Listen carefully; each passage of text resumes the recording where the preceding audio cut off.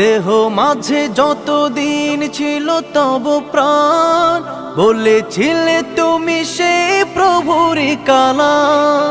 তাই তো তোমায় ভাবি প্রতিদিনই। শহীদ হয়েছ তুমি এটাই জানি, শহীদ হয়েছ তুমি এটাই জানি।